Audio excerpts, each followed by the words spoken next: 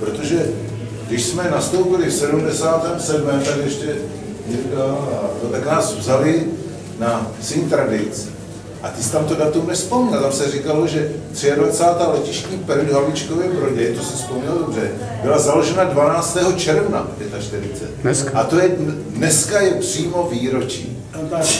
Tak to je první věc, kterou bych chtěl připomenout.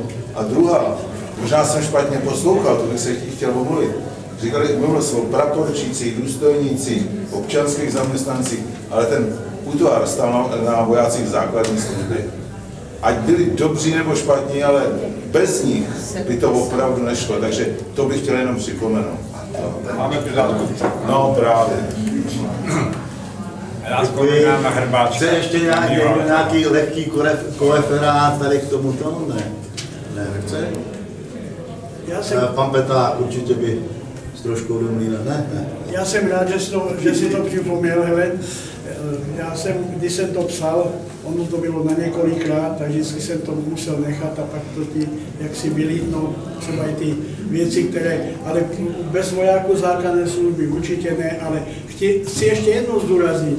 Já fakt skláním hlavu a kolikrát, když mi bylo i špatně nebo dobře, když jsem odsud odešel, jsem dělal na Svazárnu dlouhý čas, a když mi bylo dobře i špatně, vždycky jsem si vzpomněl. I na těch lidí, tedy, co tam dělali. Hlavně vojáků z povolání. To vemte to, jak chcete, ale to bez nich nešlo. Takové nároky, které byly kladené, tak to bylo úžasné.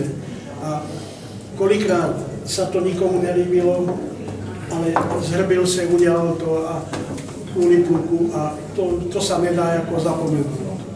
A ty úkoly, které se plnily, to byly kolikrát divoké. Jsme to dobře. Dobrá,